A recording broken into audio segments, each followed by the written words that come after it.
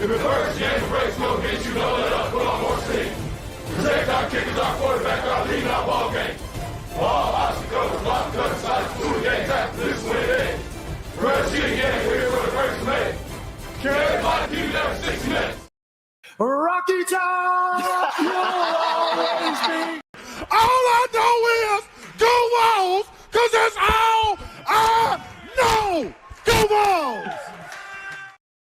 Doesn't have to be perfect, ain't gonna be perfect. We go compete for 60 freaking minutes. All right, enjoy the opportunity, enjoy the environment, and then go play our butts off, play for one another, and have a hell of a lot of fun. Everybody got me? Yes, all right. Well, I mean, obviously, we've spent, 4 years, trying to change the culture, trying to instill in these young men how blessed they are, to have an opportunity to play somewhere like the University of Tennessee, and what an honor it is to have that T on the side of your helmet, and that we're always playing for something bigger than us individually. Make the decision. You're either a Vol or you're not, through thick and thin. But you know what? Let's talk a little Vols.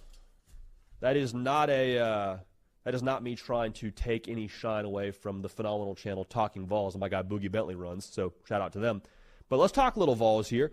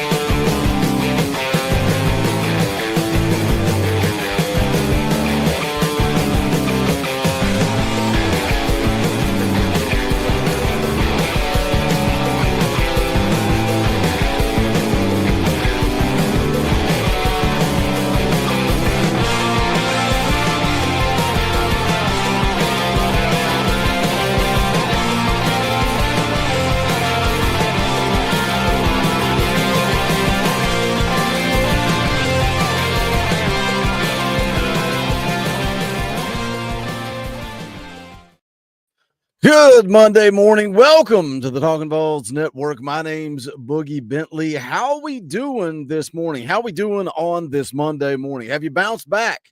Have you recovered? Have you healed? Are you ready to move on? Are you ready to go to Kentucky and put a beating? We're Kentucky's daddy. We know that. We sell a t-shirt that says that. Have you bounced back? Have you recovered? We're going to get through it together. Come on in. Pull up a chair. You guys know the deal. Smash the thumbs up. Share out the link. Let somebody know that we are live right here on the Talkin VAWLS Network. We would greatly appreciate it. Let's see who's in the chat. Matthew Taylor is here. Matthew Taylor dropping those custom Talkin VAWLS emojis. We appreciate you, brother. If you're not a member, you can fix that. Hit the join button.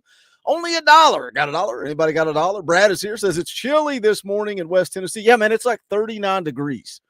It's 39 degrees in East Tennessee. It's one of those times of the year where you need heat.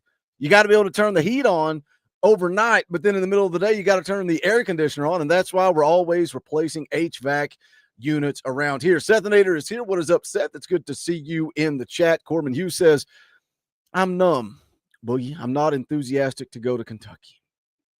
Apathy may be the worst place to be as a fan. Brian Turner drops a $5 super chat, says, door fee, GBO, let's beat them Wildcats. Shout out, Brian. We appreciate you. Luke Thompson for 2 says, door fee. We appreciate that. Luke, if you want to drop a door fee, drop a door fee. If not, smash the thumbs up. It's quick, free, and easy. Got to remind you guys, this show, the morning show, always brought to you by Grade A Grounds. Go grab some coffee. GradeAGrounds.com. If you want to use a little organized chaos in your life, great coffee. The blueberry is delicious. I sell it on here all the time.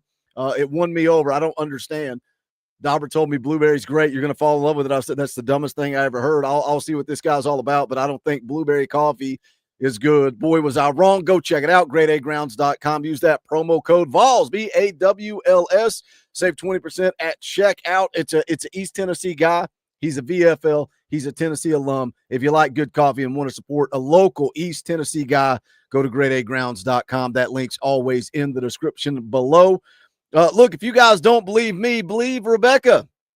In the chats, he says the blueberry coffee is everything. I'm telling you guys, go check it out. You'll dig it. I'm telling you, you're going to dig it. Let's get Cainer on here. I can't even find the intro.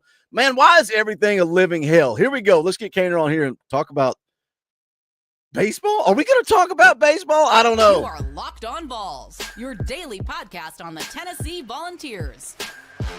Part of the Locked On Podcast Network, your team every day.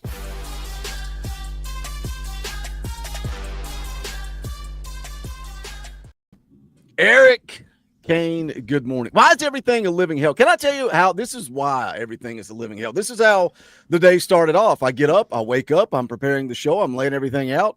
And then I got somebody coming to work on the outside of the house. Most of you know, I know, Cainer, you know, we had the flood damage a couple of months ago, and there's stuff on the outside that still needs to be fixed. I have tarps everywhere to funnel the water away from the house. It's a living hell here at the Bentley household. So I got a buddy of mine from high school coming. He's going to do some stuff at the outside, kind of fix that. He just so happens to be an Alabama fan, Cainer. You know when he was supposed to start? He was supposed to start back in September. Back in September, he was supposed to start this job. Do you want to know when he conveniently showed up at my house unannounced, knocking on the door? That would be the Monday morning after we go down to Tuscaloosa and get beat. I don't want to take away business from him because we're all working people, but I mean, Alabama fan? You couldn't find anybody else to work on your house? Come on now. You think I should just go fire him right now, live on air, take the phone out there, video it all, fire him right now here? Does he watch your stuff? Well, if he's an Alabama fan, I'm sure he doesn't watch your stuff. So he'll never does. know we're saying this, right? He actually does. He tunes in every now and then just because he likes to keep his finger on the pulse of the SEC. Yeah. But we got to talk a little baseball around here. We're going to talk about the third Saturday in October. We're going to talk about the rest of this schedule for this football team. But obviously, I mean, you had a nice, relaxed, peaceful evening down in Tuscaloosa, I would imagine. Of course, the breaking news, everybody putting Tony Vitello with the San Francisco Giants. And this started, a week or two ago? The rumor started, really picked up steam Saturday. Give us the latest. Lay out the story. What's going on with Tony Vitello? Yeah, well, I think it's important to note as of right now, the time of this recording, nothing is official. Nothing was official on Saturday afternoon when these reports kind of came out. And like when you got Ken Rosenthal and you got Jeff Passan and you got all these big Major League Baseball national reporters that are saying, the Giants are closing in on. I mean, it's like at the 5, they're trying to punch it in, right? Does that mean you're going to cross the finish line? We'll see ultimately. But I will say, the longer this thing goes, and this is just my opinion, the better you got to feel about him maybe wanting to elect to stay here at Tennessee. I mean, we're here Monday morning at 3 o'clock when you texted me on Saturday afternoon when I was – you want to talk about, my life is so hard, right? I'm rolling my eyes because my life is not hard. But I'm checking into my hotel in Birmingham. It's like 2 local, 3 Eastern. And my phone blows up. And I'm like, are you kidding? Of all the days, I got to deal with all this crap now on the road, not at home to where, I can work and everything. On the road, and I got to cover the biggest football game of the season today. So that was fun. But if you would have asked me at 3 o'clock on Saturday afternoon, kind of when's this thing going to be wrapped up, I would have told you Sunday, 24 hours. But here we are, Monday morning, 9 o'clock Eastern time, and it's still not official. So in my opinion, that just means it can only be good for Tennessee. We'll see what today brings. I think Tony Vitello's got to make a decision. Obviously, a baseball lifer, a guy that loves the game, a guy that loves to attack in any new challenge. There's only 30 jobs, right? If somebody wants to come and say, "Hey, run my Major League Baseball franchise."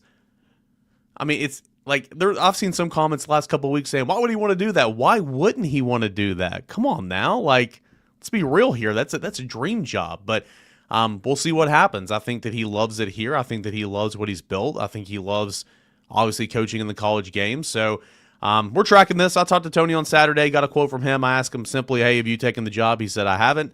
A lot of this type of stuff that dotting the I's and crossing the T's can take a little while. So he was at practice yesterday. I'm going to go over there today at practice. We'll get eyes on him if he's there. We'll continue to follow this, and see what happens. But yeah, I mean, is there a chance he could say? Sure, there's a chance he could say. I think it only helps the longer you go on with this, but we'll be tracking it. This is obviously something that Tennessee doesn't want to happen. Tennessee's working to try to keep him.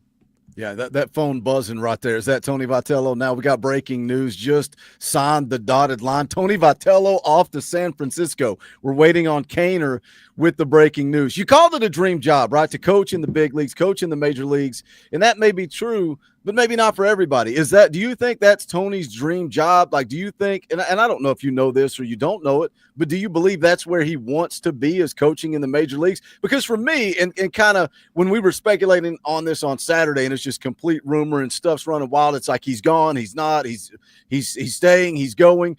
I think I see Tony, and maybe I'm wrong. You can call me out on this. I see Tony more fit for the college game. I think the way that he recruits, I think his, being a motivator and a recruiter is what Tony Vitello seems to me versus a Major League Baseball coach. You're more of a game day coach. Which way do you think he fits better? And is it his dream job? Is it Tony Vitello's dream job? Yeah, I mean, again, has he ever mentioned to me or to my knowledge on the record that his aspirations and his goals in life was to ever be a Major League Baseball manager? No, not to my knowledge, right? But again, he loves ball. He's a ball knower, right? We love to throw this phrase around. He eats, sleeps, dreams, sweats, blood, tears. I mean, everything is about baseball. So growing up in this game and, not being married, not having a family to where he truly is married to the game. I mean, it's hard not to believe that at the pinnacle of what your profession is, that wouldn't be appealing to you. And I know that's a lifestyle change. I know that Tony Vitello, again, and somebody brought it up over here in the chat. I think it was Dylan. Yeah, Dylan's exactly right. If this gets to the finish line and you cross this, he will be making history. He'll be the first sitting college coach with no prior professional experience playing or coaching to ever make the leap and become a manager of a program. Dick Hauser, he was 1979 Florida State, 1980 New York Yankees manager, but he had previously spent 10 years with the ball club as a bench coach. We know about Pat Murphy with the Brewers right now, former Marable College head coach, by the way. But he left the college game, worked his way up. It took him a while. So Tony would be making history here. So that's something important to remember as well. But has he ever expressed that his desire or his dream was to ever be this? Not to my knowledge, no. But it's not shocking to me whatsoever. To your second point, yeah, I mean, I would agree with you. I feel like Tony is built for the college game. That does not mean that I don't think he could be successful or turn into a good big league manager. There would obviously be an adaptation period there, but he loves to recruit. He loves, this, 18 to 22, sometimes at least, older nowadays, age guys, he really hits it off with in terms of getting them to campus, developing them, getting them to buy into his program, to his vision and all that. Tony is obviously built for the college game, and the results and the success have followed. Does that mean he can't tackle this next challenge? No, it doesn't. It just means it'd be different. So I'll be intrigued to see what happens. Again, I'm hoping that there's some resolution here today. I'll go back to what I said a moment ago. Tennessee doesn't want him to leave. There's been dialogue there all weekend. They're not just saying like, oh, fingers crossed, hope you want to stay here, Tony. No, they're working, they're talking. I mean, there's dialogue there.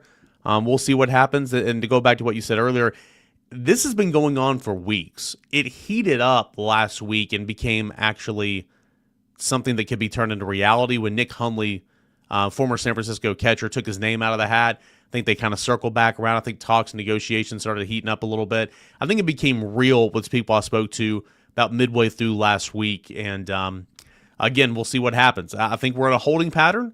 I think the ball's in Tony's court, and we'll see what Tony ultimately decides to choose. I want to talk football, but I've got you on here. You cover baseball. I want to keep hammering you with questions. Danny White, right? A lot of people are going to come at Danny White if this happens, if Tony Vitello leaves. Agree or disagree, it certainly feels to me like Danny White has done everything possible to make Tony Vitello happy and keep Tony Vitello in Knoxville, going to the stadium, going to his pay, going to the financial support of the program. Agree or disagree that Danny White's kind of handled this the right way and done everything he can to keep Tony V in Knoxville? Yeah, I think it's important to have perspective here, right? Every coach in America is going to be fighting for more. I want more. I want more. I want more. Why? Because you want to be competitive. You want to be the best that you can possibly be. And you look in this weird era that we're currently in, especially in college baseball, and Boogie, I don't know how close you are to the pulse here, they have cut down roster size. They put everybody in full scholarship, which is a good thing. but they've cut roster sizes down to where you could have 50 guys on your team. Typically in a normal year, like 50 guys on your team, 40 guys on the active roster, but you could have 50 guys on your program. Now they're trying to cut that down to 34. 34 is a hard cap. 34 is a hard cap full scholarship. It's not feasible, and it's certainly not feasible in just one swift, okay, we're just going to do it now. Like, they needed to do this over a couple years' time. But anyway, this year they have those designated student, or the next couple years, they have those designated student athlete tags, which means, say you have a signing class of 22 guys. If they would have had a spot on your roster before the roster cut, they get tagged here and say, okay, I'm good for my 4 years or my 3 years or however long I'm in college. I'm good. I don't count against the roster number. But it's up to each administration, to my knowledge, to determine what that number is. So, for instance, this team could get 10 of those. This team could get 5 of those. It's up to the administration. So what that number ultimately ends up being for Tennessee baseball, we'll see. It's going to be more than 34. It's not going to be more than 44, in my opinion. But, Tony, just like every other coach in the college baseball, is fighting for more roster spots, fighting for a bigger piece of the pie and rev share, and all that type of stuff. But then again, you step back and you say, okay, Tennessee baseball right now, Tony Vitello is probably the second. I mean, he was the highest paid. He's the second highest paid coach behind Jay Johnson, making $3 million a year. Okay, you're pouring $100 million investment into your stadium. Your stadium's getting up there. I mean, that's kind of the stadium that Tony Vitello has kind of built the last couple of years, right? You've got that. You have you have, in the grand scheme of things, a bigger piece of a rev share pie for baseball than probably 99% of college baseball programs have. So you're in a good spot. I mean, resource-wise at Tennessee, you're in a good spot, but that doesn't mean that Tony or any coach in America is not still trying to get more and more and more, because they're trying to look for every competitive advantage. So overall, I think Danny Watt's done a fine job. Sure, I do think that there's constant communication trying to get more and more for the baseball program, but again, I continue to stress that's happening everywhere. That's happening everywhere because that's your coach's right. So we'll see what happens. But overall, I mean, Tony's been treated very well here at Tennessee, and he deserves it because he's a heck of a coach. I think everything he's gotten, he's earned for sure. If Tony leaves, whoever's the next head coach, whether that's Josh Elander, who's promoted up, or they go outside or whatever, it's going to be sitting pretty nice right here as well. I know I'm rambling, Boogie, but I do want to say one other thing too. If Tony is to leave, the transfer portal opens for 30 days. However, you're inside of school year. Think Cam Carr last year. I know you don't know who that is, Boogie. Think Cam Carr basketball last year. He left midseason, went to Baylor, couldn't play. These guys would not be eligible to play anywhere else unless they transferred down. So that's important to remember. If you are a grad transfer, you can transfer and become eligible. I think there's only one grad transfer on the team right now. So if Tony were to leave, sure, the transfer portal would open, but I think Tennessee's going to have a really good job of retaining this roster it's pretty loaded right now. And whoever gets the job, if Tony were to leave, is going to be sitting in a pretty good spot. Coach Jay just woke up out in California, thinks he's still asleep. Why are we talking baseball on Talkin VAWLS? You guys begged me to talk baseball. Cain, you're not rambling. This is good information. People want to know what's the latest on Tony Vitello, so I advertised it when we put the show out that we're going to get the latest on Tony Vitello. Bender of Strings comes in as I'm making a joke because Kainer's phone vibrated. That was not true breaking news that Tony Vitello was leaving. I knew you should have clarified. I'm like, they're going to go off. He came in at the absolute worst time as your phone's going off, and I'm making a joke. No, we're just speculating on the rumors. One last thing on Tony Vitello, then we're going to talk the third Saturday in October. If this happens, if Tony Vitello ends up with the San Francisco Giants, Josh Elander got to be number one guy you're looking at to replace him. I mean, he's number one on my big board. They're also not paying me to make that decision or make that hire. Timing is also something that's of note here. The college baseball coaching carousel is May, June, early July. We're mid to late October. Okay, so the coaching carousel is not exactly where you want to be. Could you still go outside and make that hire? Sure, you could. Okay. And again, this job, if Tony were to leave, very attractive, winning program, new stadium, great recruiting classes. We'll see if they hold together, if they would hold together. Rev share, and I mean, again, you got resources to go in now, so it'd be very attractive. But if I don't know, I'll be interested to see what direction they want to go in, if they're going to open this up, or if you just promote Josh Elander, who has been here with Tony for 8 years. He's been his right-hand man along with Frank Anderson, of course, and he has had such a big hand in everything Tony's done. I mean, Tony's an elite recruiter, okay, an elite recruiter. Josh Elander is the recruiting coordinator. He runs that whole thing, right?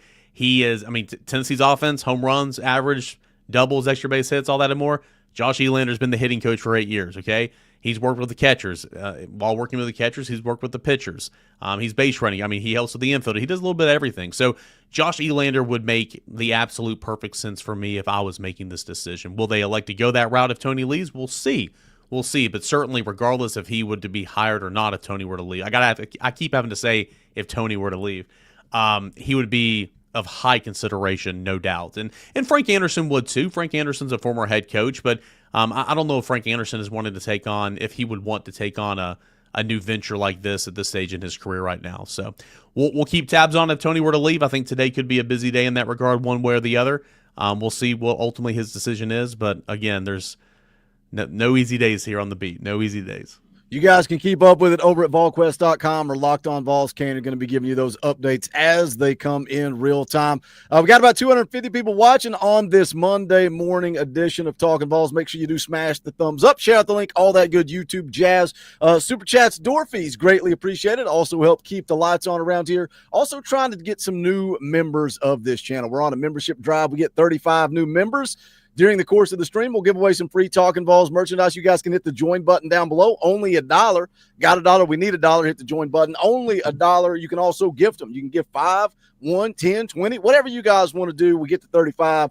We'll give away some free Talkin Vols merch. But Cainer, let's talk third Saturday in October. It wasn't pretty. You go down there, 37-20 final. It felt like I rewatching it yesterday. I was saying if I was an Alabama fan, never nervous. Never nervous throughout the entire game, right? One of those games that you just feel in control of. But watching the rewatch also, I'm going, man, Tennessee was in this game multiple times, shot themselves in the foot, couldn't overcome it. You just couldn't overcome the self-inflicted wounds, the missed opportunities. Of course, the backbreaker being the obvious one, the pick six right at the half. But even after that, in the third quarter, Tennessee had opportunities to win this football game and just couldn't get over the hump. You can't go to Tuscaloosa and shoot yourself in the foot and come out with a win. Thoughts on the third Saturday in October? Yeah, I mean, it's disappointing. Tennessee lost by 17 points, but to your point, I mean, Tennessee was always in this football game, had its chances. You're not good enough to go on the road and beat a good team in Alabama and beat yourself. You can't play yourselves too. And, I mean, too many penalties. Some of those procedural penalties, that's going to happen on the road. But what's frustrating me is offensive pass interference.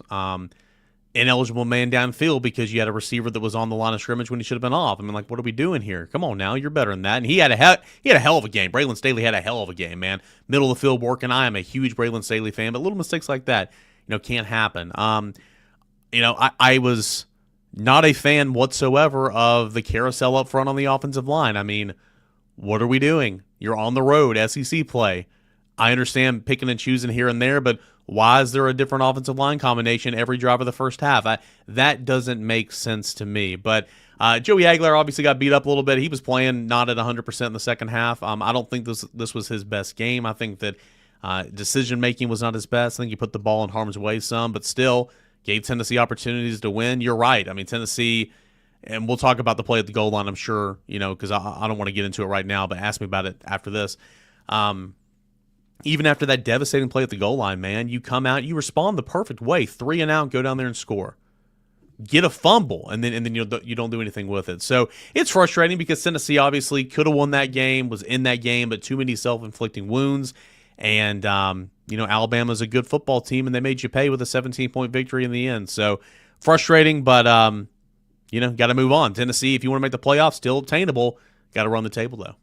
Let's talk about that play right before the half because, gosh, of course, that's a backbreaker. And you mentioned, you there's so many small little moments. You mentioned the ineligible man downfield. That's a huge missed opportunity for me that a lot of people aren't talking about on Sunday or today on Monday. That's a huge missed opportunity because you're down there around the Alabama 28. Not only do you take away that 17-yard completion to Chris Brazzell, but then now it's 2nd and 15. You don't pick up the first down. You're trying to throw it on third. Joey gets sacked. Now you're punting instead of getting points there, a field goal, or even going down and getting 6 right there. So many little things like that, letting Alabama off their goal line.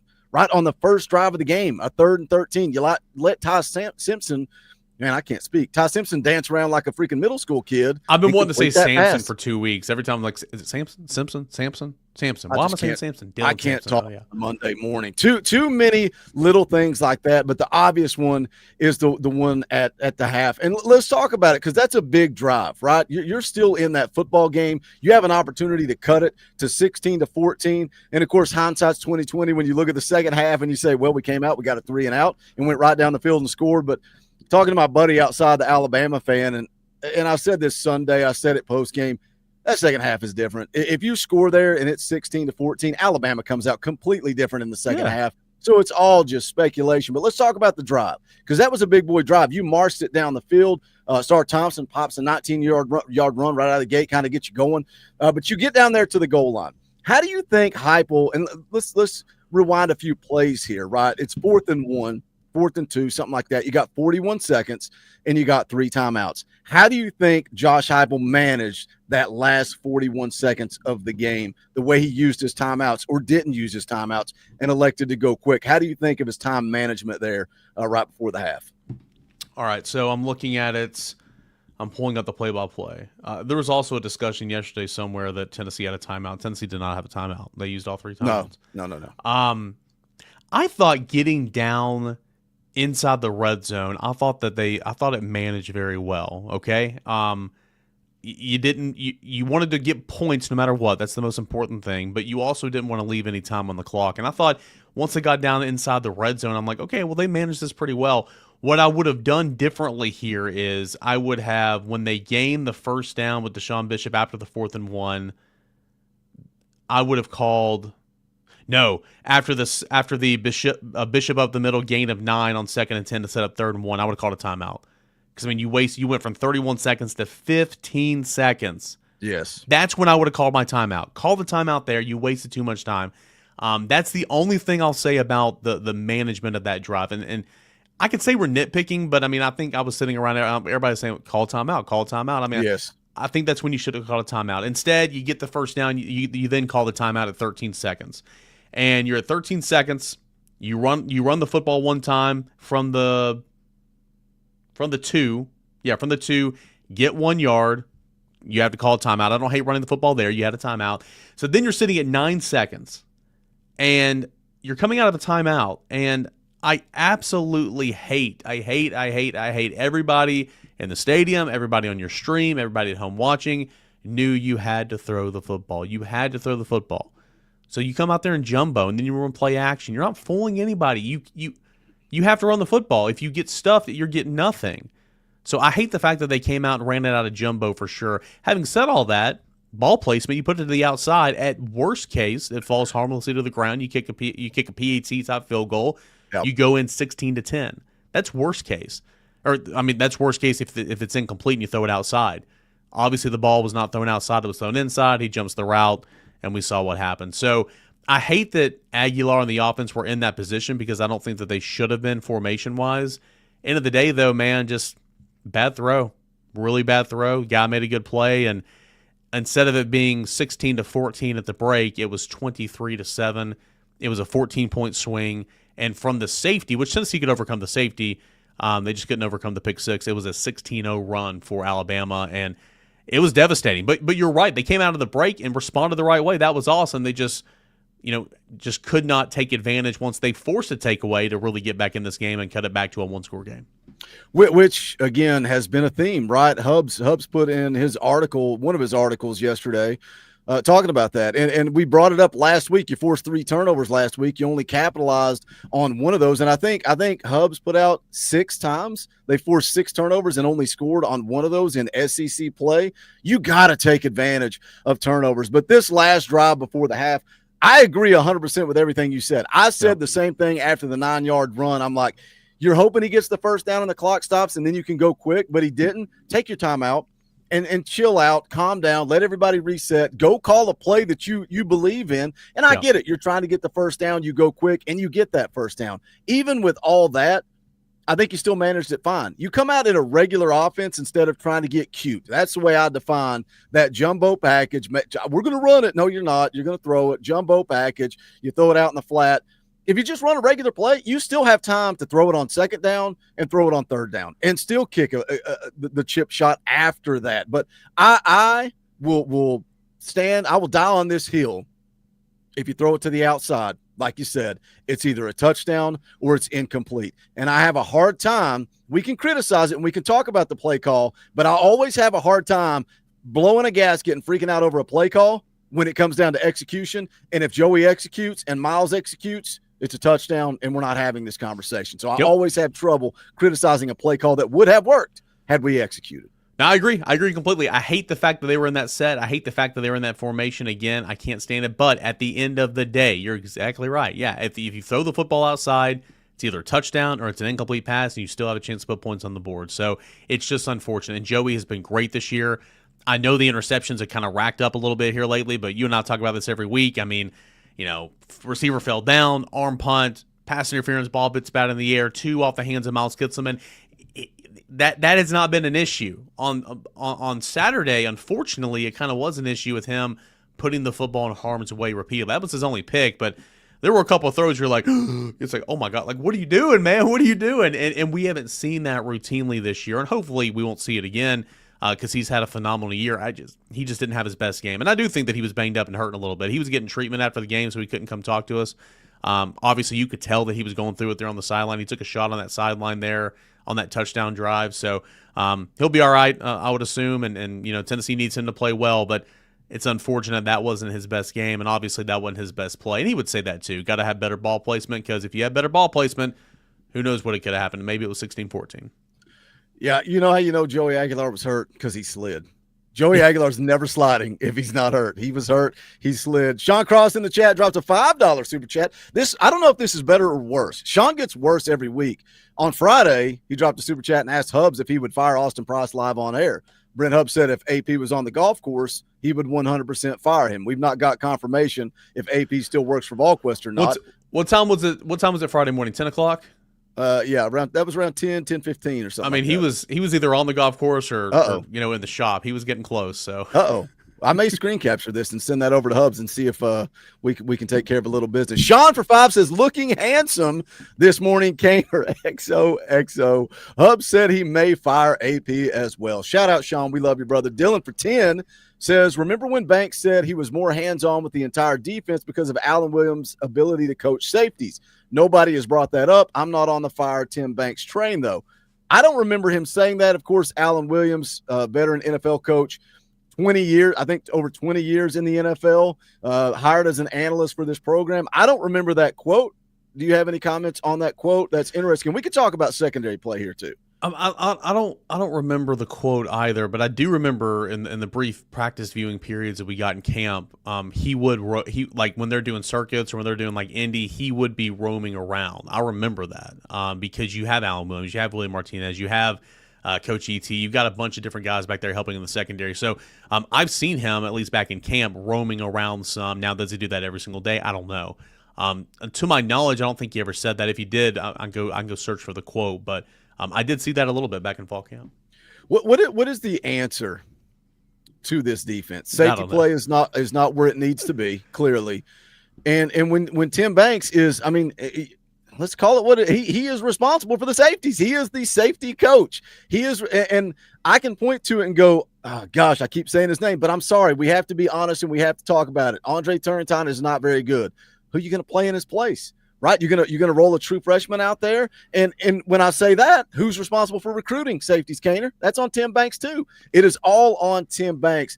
I don't know what the answer is. I don't know if we're just across the board with the defense as a whole. I don't know if it's simply we're missing Omar Norman-Lott. We're missing those big defensive tackles on the inside. Our 2 starting corners are out, and I said it 14 times last night. The game of football don't care. They don't care that Jamal McCoy's injured. They don't care that Ricky Gibson's injured. Guess who else doesn't care? Alabama doesn't care. Georgia doesn't care. Vanderbilt doesn't care. Florida doesn't care. Oklahoma.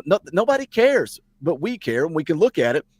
Do you have any answers for this defense? Because I'm at this point at a loss for words. Did Tim Banks forget how to coach from last year to this year? What is it? I mean, we're 7 games in, so I don't have any answers. I still think that this is the biggest surprise. I mean, Joey Aguilar is the best story. Jesse Perry's a great story. I mean, there's a lot of good stories. This is the biggest surprise to me because you and I'm glad you brought that up. I was going to bring that up as well. And it doesn't help when you see Jacoby Thomas kind of balling out, at Miami. But here's where I counter with that. And I mean, this is no disrespect to Jacoby Thomas. I mean, I'd been fine if he was on the team this year. And I'm not privy to those conversations or whatever, but he left via the transfer portal. Say he was wanting to come and get a bag or whatever. What about his play last year warranted that? Nothing. I'm glad that he's balling out. I'm super happy he's balling out and doing well. But I mean, would you like for him to be on this team? Absolutely. And I'm not. I'm just saying, what if it was in this case? Which typically that's what it is in the transfer portal. Say he wanted more money. I mean, could you blame Tennessee for not doing that based off his play last year? So I mean, hindsight's 20/20 always. But you'd want him to be on this football team. But nonetheless, I think the biggest surprise is this defense, man. And I know there's been injuries, and I get all that, but I mean, I thought this defense is kind of lead the way this year, and it doesn't help when your safeties are out and you're relying on a true freshman corner who I think has been up and down all year long. Colton Hood's great, but man, Colton Hood, what a horrible penalty there on 3rd and 10 in the second half. I mean, another one of those plays you can point to, like Tennessee trying to get it back within a one-score game, get off the field, you make a stop on a ball that's not catchable, and you interfere with him, man. Come on, he's going to be a high-round draft pick, that's for sure. I just think that over-pursuing, mist-tackling, lack of athleticism sometimes in the middle of the field, it's glaring, and it keeps coming back every single week. And when Tennessee is not doing what it does at an elite level, which is getting to the quarterback, forcing takeaways, it's tough to watch. And that's kind of where it was in the second half, especially. Like, overall, I think they've played worse defense this year than what I saw Saturday. But what kills me is the 99-yard drive, the 90-yard drive. Like play that six-minute scoring drives, 11 plays here, 10 plays here. It's like, get off the field, go make a play, and they're just not. So, again, I think at this point in the season, I said it last week, you are who you are. You're going to give up a ton. You've got to get to the quarterback. You've got to bring the quarterback down. You've got to force takeaways. And if you're the offense, it's up to you. The offense has been pretty solid all year long, but you've got to take advantage of that because knowing a lot of your games are going to have to be, at this point in time, shootout wins. And so you got to take advantage when your defense is giving you that. And so far in SEC play, the offense really hasn't done that, as you pointed out. 100% fair to criticize Tim Banks on this season as a whole. I think they played good enough to win Saturday. And I said this post game immediately after, rewatch confirmed it. You look at the first 6 drives. Yeah, they scored on that first drive. And again, you talking about these long drives, the 90-yard drive to start the game. That's a killer, man. Especially when you look at, you had a 3rd and 13 from your own 3rd and 13 6. is a killer. And I will say this, Tennessee's defense has been so bad in 3rd and long this year. I don't get it. Hubs and I broke down the numbers after the Arkansas game. We broke down the numbers, the percentages and all that. Like, they were statistically like 1% better at 3rd and short than 3rd and long. It just made no sense. But that 3rd and 13 was awful, and you're like, here we go again. They were actually pretty good 3rd and long all game long. They were pretty good 3rd and long, so that's good, but they still converted like 5 of 11 or whatever, which is too much on 3rd downs anyway. But yeah, the 3rd and 13, to your point, it's like, come on, guys. Like, what are you doing? That's a backbreaker. The 3rd and 10, pass interference, Colton Hood, it's like, come on, guys. Like, what are you doing? It's unfortunate. But you look at the first 6 drives of the game. You gave up 2 touchdowns, forced 3 punts, and forced a fumble. You're midway through the 3rd quarter, right? This game went fast. You're midway through the 3rd quarter there. If the offense goes out and they don't shoot themselves in the foot, if you take advantage of the turnover, it's a different ballgame. This defense played good enough to win Saturday. Now, that said, I understand the frustration with Tim Banks. I understand the frustration with safety play. I get it. I do. I get it. Tyler Harrison for 5 says, Dorothy, if we win out and win at the Swamp, then Bama loss won't seem so bad. Thank you, Boogie and Eric, for the video. Go Vols. Thank you, Tyler. We'll get you out the door with this. Where does Tennessee go from here? And I have seen it all. I have seen everything from firing Willie Martinez to firing Tim Banks to firing Kelsey Pope to firing Josh Heupel to firing anybody and everybody you can think of. I have seen it in the last 24 to 48 hours in the comment section, in the live chat. Where does Tennessee go? I think they can still win out. Do they? You got some tough games in front of you. I get it. And you can say, oh, we're going on the road to play Kentucky. We got Oklahoma. We got Vanderbilt. We got to go on the Swamp to Florida. You got to win those games. Now, I don't think Tennessee's going to lose all those games. And that's the emotional mindset of some people is, well, they can lose those games, so we're going to lose every single one of those games. How does Josh Heupel finish this thing out? Look at some of those quote-unquote disgusting wins so far this year. Arkansas put 42 up on A&M and almost won that game. Not shocked about that whatsoever. Mississippi State was a stupid play call and a stupid interception away when they could have kicked a field goal to tie it, right? Not win it, tie it. And again, Florida, I know Florida's down, but Florida has a top 25 defense. The parity in this league is incredible this year. No win is a bad win. So, look at Tennessee just getting by Mississippi State or just getting by Arkansas. I mean, look at those teams taking teams to the brink right here. We'll see what happens. Can Tennessee win out? Like, absolutely, Tennessee can win out. I mean, heck, Kentucky took. I don't think Texas is very good, but Kentucky took Texas to overtime. Kroger Field. Like, you're not just going to walk in there and get a W like in years past. Like, you got to come in there ready to play. And a Texas team that beat Oklahoma, right? A Texas team that beat Oklahoma. Yeah. And I'm not trying to hype up Kentucky. I mean, we'll talk Kentucky all week long, and obviously you got to respect your opponent. But like, you just can't. I mean, this year, this league, you just can't walk in and just assume a win at all. You just can't. So, can Tennessee win out the schedule? Absolutely, Tennessee can win out. Home against Oklahoma, Tennessee can win that game. Tennessee should win on the road to Florida, but gosh, boys, girls, we've seen this story so many times. Like, we'll talk about it that week on November 22nd. You get the Vanderbilt game, and Vanderbilt's a good football team. I don't care what anybody says. Vanderbilt's a good football team. Good football team. Get them at home. Can Tennessee win out? Absolutely. I know you love it, the ESPN matchup predictor, the ESPN playoff predictor. Right now, Tennessee had 18% chance to make the CFP, 18%. But if you win out, you don't go to a conference championship, which Tennessee won't. You finish 10-2 in the regular season, that jumps to 90%. So you're on life alert right now. You are on. I mean, you can't afford to slip up. But if you run the table, you can still go to the college football playoff, or at least have a really good opportunity to go to the college football playoff, and you can absolutely win all those games. Of the big three on the schedule, I had more pause against Georgia, had more pause against Alabama than I do Florida on the road. You got to do something you hadn't done since 2003. We'll see if they can do it, but you can't get there first until you take care of Kentucky and, of course, Oklahoma, which is going to be a big football game. Can't overlook Kentucky this week. Don't look to Oklahoma. This is so coach talk, but can't get to 10-2 before you get to 6-2, Boogie. But it's true, man. It's true. Got to focus on the Wildcats this week. I love it. I've not looked at the ESPN FPI, but I looked at it before this week, and it had Tennessee favored in every game moving forward. I think Vegas likely favors Tennessee in every game moving forward. So go out, take care of business. Let the chips fall where they may. This is probably an unpopular take. If Tennessee goes 10-2 and left out of the college football playoff, it'll suck, it'll sting. But I'm not going to take 10-2 for granted. Like I've been harping on this. Not many coaches in the history of Tennessee football have more 10-win seasons than Josh Heupel, and Josh Heupel's been here for 4 years. That would be if that were to happen, that'd be the third 10-win season in 5 seasons. Yeah.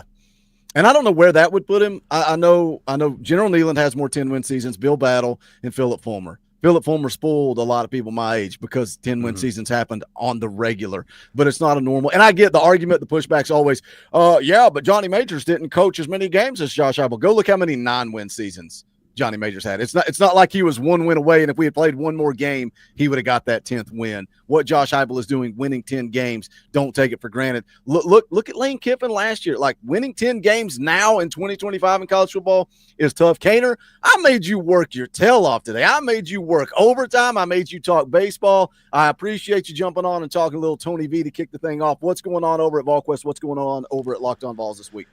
Yeah, well, my number one priority in life right now, just kidding, not life, that'd be bad. Got a wife and a kid. But my number one professional thing I'm doing in life right now is Tony Vitello watch. Hopefully something, good or bad happens today. Again, I'll go back. I think the ball's in Tony's court. I think Tony's got a decision to make. I think Tennessee doesn't want him to leave, obviously. I think the Giants want him, and we'll see exactly what happens. I'm going to be at practice later this afternoon trying to get eyes on Tony Vitello, so we are on Tony Vitello watch for sure over VolQuest.com. And, how does this football team respond? What's Kentucky look like? Kentucky football team that's not statistically scary, but does a couple of things pretty decently. So all that and more, plus Tennessee basketball, Boogie. I know you love that. Duke exhibition game coming up on Sunday night. There's so much going on over at VolQuest.com. And come check us out on Locked On Vols. Listen to Boogie, hang out, go check out Locked On Vols when you're done. You won't be disappointed. Good stuff. You want to catch up real time, go to Twitter @_Cainer, and he'll be talking about it as well. Cainer, always good time. Appreciate you, brother. Thanks, guys. All right, we keep the show rolling. That was good stuff, man. Good update on Tony Vitello to kick off the show. Good talk on the third Saturday in October. Let me catch up with you guys in the chat. We got around 370 people watching on a Monday morning. I appreciate you guys tuning in. We did good numbers last night on the fan call-in show. That Sunday night show, I told Coach Jay after, I was like, I really love what this Sunday show is becoming. It's a good little opportunity for me and Coach to jump on after we have our rewatches on Sunday and get a second, or if you're Coach Jay, sometimes a third, fourth, fifth, sixth take on what you saw live on Saturday. And then we kind of got 20, 25 minutes to talk about it. And then you guys are bringing good talking points, man. You guys coming on 5 minutes at a time, one at a time, versus complete chaos and 20 people being on the stream, all talking over each other. You guys have brought it. It's been a lot of fun. So I'm excited about the future of that Sunday night show. Something else we did on Saturday that was a lot of fun. I just created it on Patreon. It was a game day chat. So throughout the entire Alabama game, we were interacting live in a chat room over on Patreon. You want to join that, want to be a part of it, I will put the link in the chat right now. And we're going to be doing it again for the Kentucky game. So we will live interact the entire game. You can check that out there. You can also show some support. Just smash the thumbs up, man. That's the easy way to do it. You can join the channel by hitting the join button down below. That's $1. You can go grab some merchandise at bonfire.com/store/Talkin VAWLS. We appreciate all the support, whether you're picking up merch, whether you're joining the channel, whether you drop super chats, or whether you just hit the thumbs up, man. That's free. And it helps the channel. Sharing out the links helps the channel. You see me tweet out that we're going live at 9 a.m. You may be sitting there going, well, I'm busy. I can't watch that. I'll watch it later. Hit the heart. Hit the retweet, man. Everything is an algorithm game, and we need your help to get across that. So if you see a tweet, you see a Facebook post, like it, share it, retweet it. All that good stuff helps the channel, and it's free. It's free. So we appreciate you guys. But again, you want to grab some merch, bonfire.com/store/Talkin VAWLS. Let me actually catch up with you guys. Some of the super chats coming in. The Don Father Sports Show for 2 says, do you still think Kentucky is a trap game? Well, we sell a shirt that says we're Kentucky's daddy, and we sell that for a reason. But before the season, when I looked at the schedule and I said that Kentucky game is a trap game, why is the Kentucky game a trap game? Well, this is exactly why it is a trap game, because we were in an emotional game against Alabama on Saturday, right? Emotional, heartbreaker. Look at the reaction from the fans. Look at what, man, I can't talk. I'm about to cough. Hold on. Let me mute. Shoo. Look at the reaction from some of the fans on Twitter, right? And you see the titles of my streams. It's over. Fans divided, all that type of stuff. Why are my streams titled that way? Because it's the truth. The fans are, a lot of them, overreacting. A lot of them are emotional. When you've got people saying to fire Josh Heupel, when you've got people saying to fire Tim Banks and Kelsey Pope, and they're wanting to fire all these coaches, that is an emotional loss. Now, let's fast forward past the Kentucky game. Who do you got coming up after that? Oklahoma coming to Neyland Stadium. That is a big-time game. That is a big-time showdown. It's easy to overlook this Kentucky game. And not only is it easy to overlook the Kentucky game's on the road. So it is by definition a trap game. And that's the only reason. Tennessee's a better team than Kentucky. Tennessee, I think, is an 8.5-point favorite going into this game. If this game's in Neyland Stadium, Tennessee's probably a 2-touchdown favorite. So, yeah, it is the definition of a trap game. Tyler Harrison for 5 says, when it comes to Bama, did y'all see the refs hug the Bama players that started the game? Shaking my head. I knew then that it would be an uphill battle, GBO. I saw that. Of course, I'm going to talk about that, and I'm going to point that out. But does it really matter? Like, regardless of whether it matters or not, if an Alabama official is over there hugging Ty Simpson, if Alabama official over there cutting up and laughing with Ty Simpson, is he going to call the game with an advantage for Alabama? I don't know. I don't know if he is, if he did, if he didn't. I don't know what that official's mindset is. But you also got to look at what that looks like as an official. If you're going to hug an Alabama player, you better be hugging a Tennessee player. What is the look? What's the takeaway there? Why are you hugging Alabama players? As an official, absolutely no way you should be doing that. Dylan Elam's been a member for 39 months. We appreciate you, Dylan. If you're not a member, hit the join button. Only $1. Only $1 a month. Says something to be said about Inge and Sims having 2 of the brightest spots on the team, young linebackers and running backs. It's the promoting from within that makes me upset. Outside voices never hurt.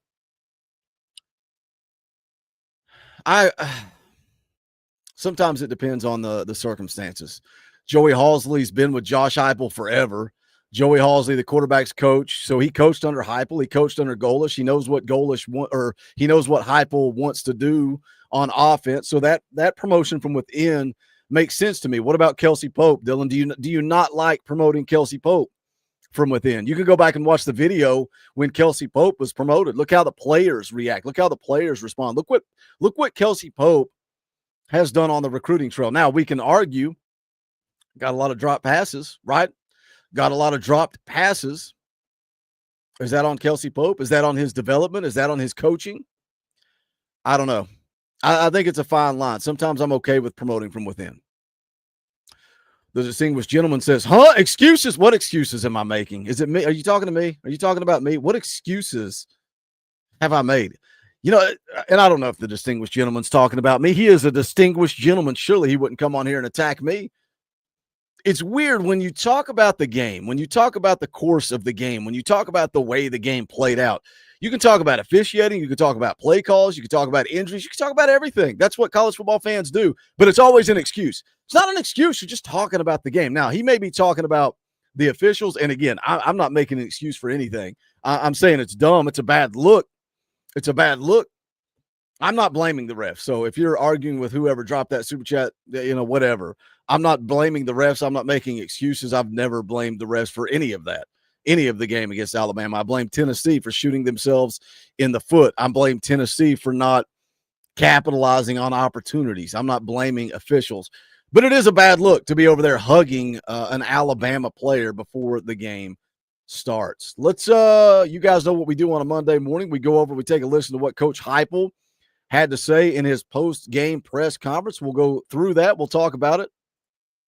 And it's why is everything a living hell? We're going to have to watch an ad. I don't know why the screen refreshed itself. Why is everything a living hell? All right, let's mute this ad. We'll let this ad play through. We're going to watch Josh Heupel's press conference immediately following the game. This is a short one. Man, it's usually 8, 10, 12 minutes, something like that. This is 4 minutes long. We'll see what Josh Heupel had to say. You guys want to change gears, put it in the chat. You know that. You can change the conversation. We'll talk about whatever you guys want to talk about on this Monday morning. Immediately following the stream, I've got a video cooked up. I almost brought it to the live stream. I thought about talking about it on the live stream, but I think I'm going to put it out in a video form after we wrap up the live stream. So here we go. Let's take a listen to Josh Heupel immediately following the game. Disappointing result. Ultimately, offensively, just self-inflicted wounds in the first half. Killed a bunch of our drives. Positive is the way they came out and competed early in the second half.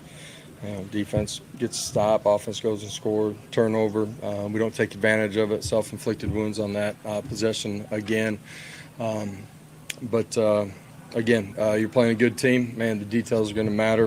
We lost in the details tonight, and ultimately that's my responsibility, our responsibility, players and coaches together. David, then Austin. Josh, what did you see on the final play of the half? And then just kind of elaborate on the halftime and the fact that you did come out, because there have been examples of teams absolutely crumbling. Yeah.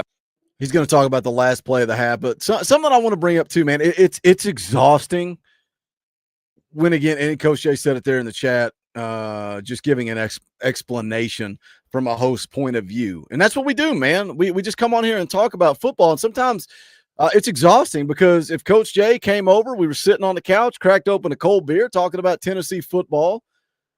We can have a conversation, and I can be disappointed in the loss. I can say, you know what, man, but I was proud of the way this team fought.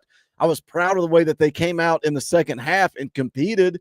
And when it felt like the game was over, they came out and they got a stop, went 3 and out, and they went right down the field and scored. This team showed zero quit.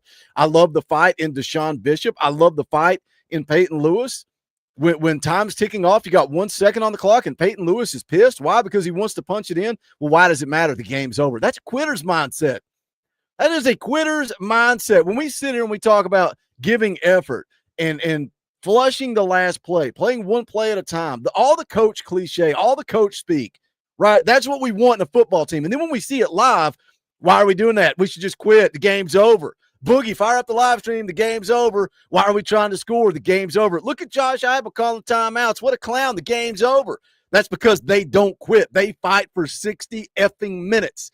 And we sit here and we say we want to see that. And then when we see it unfold, then we make fun of it and we mock it. And it's not a moral victory, and that's what you get accused of. And I get it. That's what I signed up for. That's when I get up here and I turn a camera on and I put a microphone in front of my face. That's what I signed up for. Oh, there's no moral victories, Boogie. Screw this team. We lost. No, I don't care, man. I want to see a team that's gritty. I want to see a team that fights. I want to see a team that competes for 60 minutes. And that's what this team did on Saturday. And if that makes you mad, if that makes you cry, if that makes you say there's no moral victories, then so be it, man. I'm just going to come on here and I'm going to speak my opinion. I'm going to speak what I believe is the truth. And we can take it or leave it. But it's exhausting when you can't say that for fear of being called, oh, it's a moral victory. We didn't fight for 60 minutes, Randy. Really, we didn't? I'm pretty sure this damn team went out and fought for 60 minutes. Does that mean it was perfect? No. Does that mean they played flawlessly? No. But did they go out and fight and compete for 60 minutes? Yeah. Yeah, they did. What'd you do on Saturday? Drink a cold beer and watch the game? How much effort did you put in? How much effort did you put in throughout the course of the week, Randy?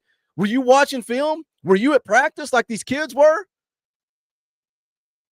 Man, these kids, and I get it, it's not all of them. It's not all of them. Not everybody's going out there and fighting and competing for 60 minutes. That's the reality of the world, right? Do you go out and work your 9 to 5 and give 100% from start to finish? I doubt it. I doubt it. Or maybe you do. Maybe you're that guy that works his tail off 9 to 5 and you're looking over at your coworker and he ain't. He ain't giving up his all. Yeah, it's easy to say on the internet, Randy. It's easy to be a tough guy on the internet, Randy. We laid down. We didn't fight. Bull crap, man. This team fought. This team competed. You didn't. You didn't. So it's cool to be an internet tough guy and an internet warrior and call out these players and say that they laid down and quit. You're full of crap. That's a lie. That's not the truth. That's not the truth. That's an emotional reaction from a psychotic fan is what that is. That's pathetic. This team fought. Peyton Lewis wanted to punch one in the end zone when the game was over. There's 1 second on the clock. Why? Because he wants to compete for 60 freaking minutes. Sam Pendleton goes down with an ankle injury. He goes into the tent. He says, don't take my shoe off. Just freaking tape it up because I'm going back in the game. Joey Aguilar laid it on the line. Don Bailey, Bryson Easton, after that Georgia game, laying on the ground because they are completely physically exhausted from laying it on the line. Both played over 90 snaps in that game. What'd you do this week? Sit in front of a keyboard? Is that what you did all week? Man, why do we attack our own? Why do we eat our own? Why do we call our team quitters? Why do we say that our team packed it in and didn't play? I guess because it's easy to do when you're not in the fire, when you're not competing, when you're not fighting, when you're not going through practice every day, when you're not going to school every day, when you're not sitting in the film room every day, and then you sign on the internet and every time Dick and Harry's coming at you telling you that you quit, telling you that you're not good enough. Man, you got two options. If you're a Tennessee fan, you can buy in and you can get behind this team, or you can criticize, you can call for coaches to be fired, you can attack our players. It's pathetic. It's pathetic. It is quit. It is attacking when you say, oh, they quit. They didn't quit. They didn't quit. Show me the proof where this team quit. Show me the proof where this team quit. There is no proof. It's all just nonsense. It's all just gas and talking. They quit. Give me a break, man. Give me a break with that crap. It's pathetic. Pathetic. I said it was going to be a 12-round fight in this one. They're a good football team.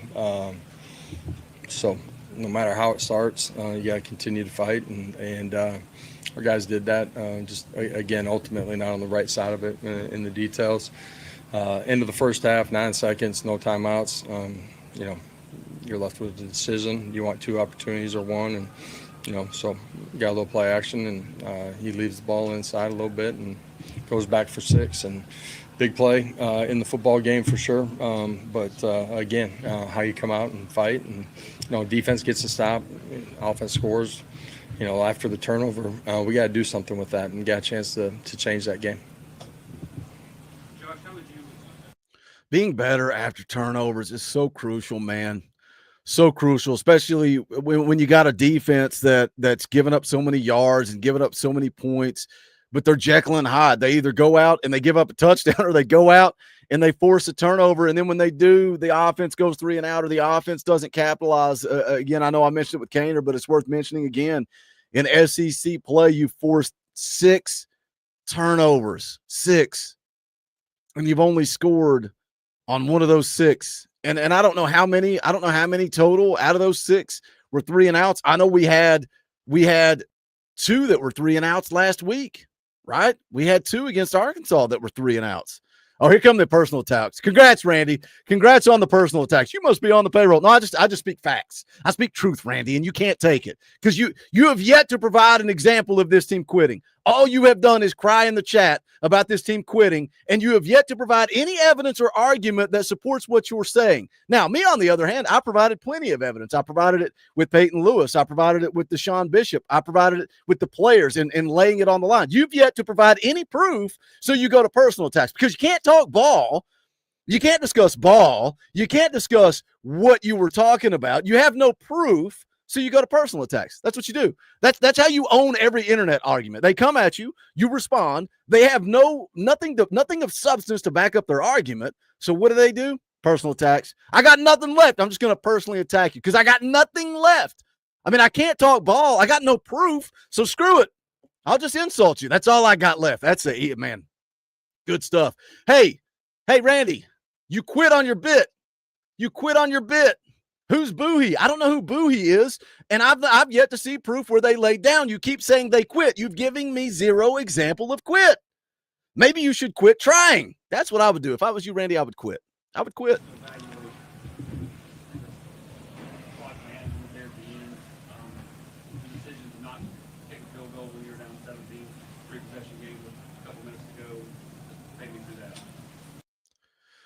Shout out Babel 82. It's like, why does Monday morning hit different? I yell at people sometimes. Sometimes I yell at people, but it seems like it's Monday. It's like Monday is when y'all know I'm going to yell at people. Maybe it's because I know what it is. It's because I'm on here by myself. That's why. Coach Jay's not here to calm me down. Foul Ming's not here to calm me down. There's no co-host to calm me down. That's why I yell at people on Monday. I look over at the chat. I see a stupid comment. So then I yell at that person. That's what I do on Mondays. You're on the payroll. Yeah, I'm on the payroll. Yeah, let me tell you, Josh Eibel's sending me a check every week. To praise his team. That's what it is. Josh Eibel pays me. I appreciate you guys that are surviving through this rant on a Monday morning. Still over 300 people watching. If you hadn't smashed the thumbs up, smash the thumbs up. Randy, go ahead and hit the thumbs down. I would appreciate that too. That's what y'all do. When I yell at you or disagree with you, you can hit the thumbs down. That is your prerogative. And it's always a guy without a power T beside your name. Why do you not have a power T beside your name? That's what I would like to know. You can fix that. You can hit the join button down below. It's only $1. As much as I yelled at Randy, I appreciate you for being here, Randy. I'll try not to yell at you anymore. Yeah. Yeah, you're just in a position where you're close to the end zone. So ultimately went with that. Josh, back to the last play of the pick six in retrospect, was it predictable at all that you guys would go play action there? And what I mean by that is you have a heavy set in. Yeah. It looks like you're going to run, but no timeouts, 9 seconds left. Says you're going to pass. Was it too predictable in hindsight? Yeah, I mean, they understand the situation as well. And you got a 1-2 read, and ultimately we got to be on the right side of it. It's there, it's not. We got to be accurate with the ball. If it's not, throw it away, and you got one more play. Got to be accurate with the ball. We've talked it to death, but that's the reality. That's the reality. You got to be accurate with the ball. And Joey Aguilar's been great. Joey Aguilar's been fantastic. Has Joey Aguilar been perfect? No. And you bring up the fact that he was hurt. He was banged up. Does that have something to do with the accuracy? Also, he was getting pressured. Man, there's a guy right in his face. He's trying to get that ball out there to Miles Kitselman, and he throws it on the inside, and it's a pick six. Throws it to the outside. It's a touchdown. And I don't like the play call either. I've said that, but I also can't argue with a play call that if you execute it, it works. And I guess you could say that about every play call, but the play was there. It's throw it to the outside, throw it to the pylon. Kitselman catches it, touchdown. It's now 16-14. He drops it, go kick the field goal, and it's 16-10. And it's still a one-score game. You go out, you get a 3 and out, you go right down the field, you take the lead 17-16 at that point. It's a different ball game, and that's two sides, man. It's a different ball game for Tennessee. It's a different ball game for Alabama. I don't think they come out as conservative as they were if Tennessee is tied or in the lead or a one-score game. Alabama's not going to come out the way that they did in the second half. But with a 23-7 lead at home, they went a little conservative. They ate up the clock, and they got the win, and that's all there is to it. And that's not me putting it on Joey either. Like, ultimately, it's all of us. I understand. Was the play call the same before they called timeout? Did you guys think of that, or did you change it? We made that choice after the timeout. I don't want to make this the Randy show, but he's talking about the double pass and not wrapping up. That's not quitting. That's not quitting, Randy. You've still yet to give me an example of quitting. Missing a tackle is not quitting. That's not executing. There's a difference. Show me where this team quit. You have yet to do that. You're still talking about other stuff that has nothing to do with quitting. Missing a tackle is not quitting. Donovan says, I'm tired of the nonsense. We're 5-2, exactly where we thought we would be. It's the truth. It's the truth. It's the truth.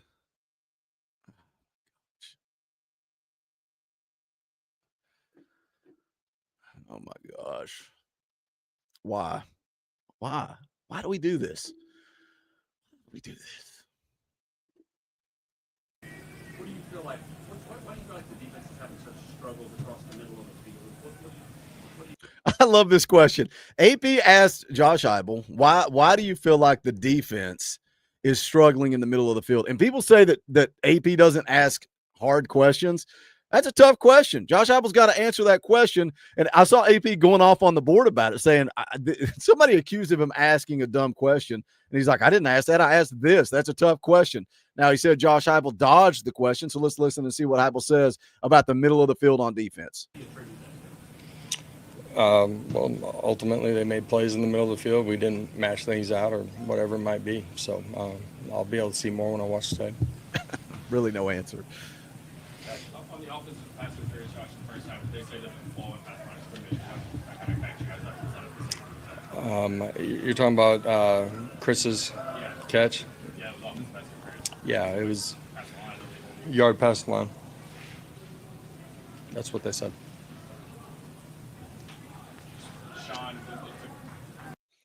Talking about the PI, the throw was a yard in front of the line of scrimmage. I was mad live, and I know Josh Heupel was mad live talking about the Braley pass interference that ultimately led to the safety. The throw was in front of the line of scrimmage, and we've seen that the entire time that Josh Heupel's been here. Throw it behind the line of scrimmage, you can engage in a block before the catch is made. Throw it in front of the line of scrimmage, that's offensive pass interference. We get hit with that all the time, and that's because there is a fine line, and Joey threw it. It kind of drifted on him, and it went in front of the line of scrimmage. That was pass interference. That was a good call. That was a good call. That's just another downfall to Josh Heupel's offense. If that throw is in front of the line of scrimmage, that's going to cost you. It cost you, and the very next play was a safety, and that's what led to Josh Pate said it. The dam's going to break. The dam broke, and that safety is what led to it, and it was a downfall from there. Now, this team, man, they hung in there. They continued to fight. At halftime, it's 23-7. They continued to fight. Even in the fourth quarter, it was a 10-point game at one point. They continued to fight. I don't know if this defense ran out of gas because, again, I thought they played good enough to win. But late in the game, when it was a 10-score game, man, Alabama just put together 2 long touchdown drives. And that's really – there were times throughout the course of the game that Tennessee didn't tackle well, but it was really – see, there you go again, Randy. Insults. You can't talk ball, so you insult people. $20 super chat. Do we ban Randy? Is that what we're doing here? Is it going to take $20 to get Randy to dial it in and stop with the insults? You can't have a conversation about ball, so I'll just insult you. That's what I'm going to do. That's what I'm going to do. But I felt like this team tackled good enough until those last 2 drives. The tackling was atrocious in those last 2 drives, and that's when that was it. That was the end of the game. You were going from 2 scores to 3 scores to 2 scores, and you just ran out of time. That was it. You just ran out of time. Like it took them a while to get going before you guys kind of seen in the run game make a difference in the second half. You guys were able to get some bigger runs. Ultimately, some of it was RPO game where Joey's throwing it out there on some of the runs, but got 2 more runs. But I thought our guys did a good job. Bish did a great job making some plays too and making some guys miss. On that package that got a couple. Tyler says, I got 5 on Randy being kicked. Guess what, sweetheart? I can yell at whoever I want to. This is my channel. I can do whatever I want. If you like it, cool, hang out, we'll talk ball. You don't like it, you're free to leave. I can do whatever I want, just like you in the chat can do whatever you want, and I get to respond. That's the way the internet works. You can say whatever you want, and I get to respond. You can say whatever you want, and I get to respond. That's how the internet works. Welcome to the internet. First downs today. Saw put the game away at Arkansas with Carson Gentle in there, and I know he shifted to the left on the last play of the half, but how did he kind of come to that position and earn that spot to where? Yeah, it's somebody that we've been working, here during, training camp, and he's got a natural feel for it. Has experience doing some of that in high school as well. That was not a very detailed, not a very interesting Josh Heupel post-game press conference. But it is what it is, man. I hate, there's nothing worse than coming on here after a loss. And it's because the emotions are so out of control and so over the top. And it's ridiculous, man. It is ridiculous. Look at what this football team's done. Look at where this football team is at.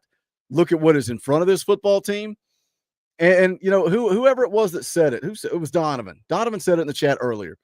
What did you think about this football team before the season? What did you think about this football team 3 months ago? What did you think about this football team when Nico entered the portal? What did you think about this football team when Joey Aguilar came in? Did you think they were going to go beat Georgia? Did you think they were going to go beat Alabama? No, you didn't. So why are you freaking out now? Why are you wanting to fire everybody now? And again, I'm not talking. Look, just because I say something, don't get your feelings hurt in the chat. It doesn't mean I'm talking to you. I am talking to a camera. I'm talking into a microphone. I'm not talking at you. I'm just on here voicing my opinion. Now, if you're sitting there going, yeah, I want to fire Josh Heupel, you idiot. He sucks. He can't coach. That's cool. Did you think Tennessee was going to beat Alabama? Or did you say, no, they weren't? Did you think Tennessee was going to beat Georgia? Or did you say, no, there's no chance? Did you look at this schedule before we started playing football and say, I see 9-3? Guess what? We're still on track for 9-3. We still have a possibility for 10-2. Like, where are you at on this football team? I think most of you pretty level-headed when it comes to it. Most of you know that Tennessee still has an opportunity to go 10-2. Now, are they going to? I don't know. Can you lose to Oklahoma? Sure. Can you lose to Kentucky? Sure. Can you lose to Vanderbilt? Of course. Can you lose? Like, you got to go on the swamp and beat Florida, something you've not done in a long time. Can you do that? Yeah. Can you lose that game? Sure. Does that mean Tennessee is going to win out? No. Does that mean Tennessee is going to lose to Oklahoma, Vanderbilt, and Florida? Nope. Doesn't mean that either. And the overreaction, the emotional reaction is, well, that means we lose them all. That's not reality. That's not how it works. Why play the games? Why play the games if that's what we're going to do? Wally Oxen for 5 says, how do we win on the road? Georgia is the only team to beat us at home, ignoring Heupel's first season. Yeah, I'm with you. I say that all the time. The last 3 years, we won't, like that 2021 season. Come on, man. What Josh Heupel took over, Georgia is the only team to beat Josh Heupel in Neyland. That's why you got to like Tennessee versus Oklahoma. That's why you got to like Tennessee versus Vanderbilt. Two losses in Neyland Stadium in 3 years, and in 3.5 years, and both of those come to Georgia. How do we win on the road? That's the biggest question. And what is it? And again, we kind of debunked this before the Mississippi State game. Is it a Josh Heupel thing, or is it an SEC thing? Because when you look at Josh Heupel's record on the road, he's really kind of up there at the top. He's right around, probably below 500 now, but not very many coaches in the SEC are above 500. You got Alabama in front of Tennessee. You had Georgia in front of Tennessee, or in front of Josh Heupel. These numbers come from when Josh Heupel took over at Tennessee. And again, a lot of that comes in that first season. But Josh Heupel right up at the top. I think I don't know that it necessarily comes down to what Josh Heupel can do. I think it comes down to winning. How do you win on the road in the SEC? It's tough. It's not easy, right? I mean, we saw it. We saw what happened against Arkansas last year. We saw what happened against Mississippi State this year. It took overtime. How do you think that game looks? How does that Mississippi State game look in Neyland Stadium. How does it look? You think it's as close as it was, or do you think Tennessee blows their doors off? What does the game this past Saturday look like? What does the third Saturday in October look like if it's in Neyland Stadium? And people want to talk about Josh Heupel, and I had somebody in the comments that I was engaging with after the day after video yesterday, and they said they're sick and tired of chalking up the Alabama game as a loss every single year. Why? Why are you chalking it up as a loss? Josh Heupel's won 2 out of the last 4. Why are you chalking that up as a loss? Same thing for Florida. You chalk the Florida game up as a loss. Josh Heupel has an opportunity to win 3 of the last 4 Florida games if he can go down there to the Swamp and get a win. Josh Heupel's beating Alabama. Josh Heupel's beating Florida. He still has to get over that Georgia hump, and he has to get over going on the road and winning. It's tough. I don't know. That's a good point, Wally Oxen. I appreciate the super chat, but I don't know that it's Josh Heupel. I think it's just the reality of the SEC, and it's only going to get worse. Like Coach Jay said last night, gone are the days of undefeated national champions. It's going to be tough to go undefeated in the SEC. Tough. Look around the conference, man. You want to play the game of this team beat that team, so we beat them, and then they beat them. Good luck with that. Good luck with that. Texas beat Oklahoma, and then they lose to Kentucky. It's a mess, dude. It is the SEC. We say it all the time, but we are truly seeing parity in college football. That's just the reality of where we are at in 2025. I'm going to try not to yell at anybody else in the chat today. I doubt that'll happen. Probably in the comment section. I'll yell at somebody in the comment section. I'm not allowed to do that, though. I'm not allowed to yell at people, apparently. I probably ran off at least 2 listeners today, if not 5, 10, 20. I don't know. I think most of y'all enjoy my rants. I think most of y'all think it's fun. I think you think it's a good time. And I think you understand where I'm coming from. You want to talk ball, I'll talk ball. You start making it personal, I'm going to make it personal. And guess what? It's my show. I get to do what I want. I win. I will win. What does that even mean? I don't know. I appreciate you guys tuning in on a Monday morning. It's always fire on a Monday morning.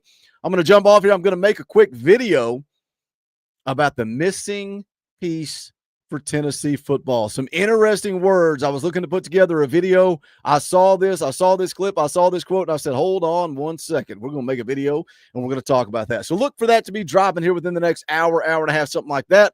And then we'll be live tomorrow night, Tuesday night, 6:30 p.m. Eastern time, playing EA Sports College Football. And then Wednesday night, Talkin VAWLS live at 7 p.m. Eastern time. There are so many ways you can support this channel. The easiest way is by smashing the thumbs up on the way out the door. You can also join the channel. It's only $1. Hit the join button down below, where I'm putting a link in the live chat right now where you can become a member of this channel. You can also grab Talkin VAWLS merchandise. There is a link in the description below. I'm also putting a link in the chat right now. And then also, most recently, our Patreon.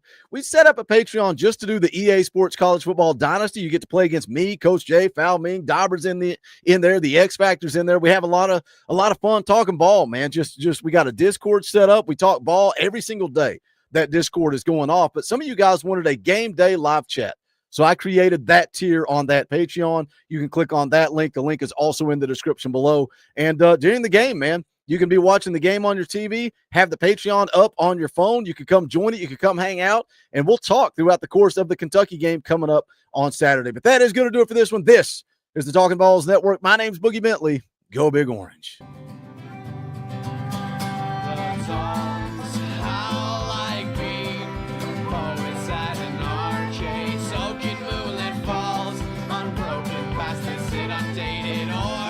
That we call home, and it's not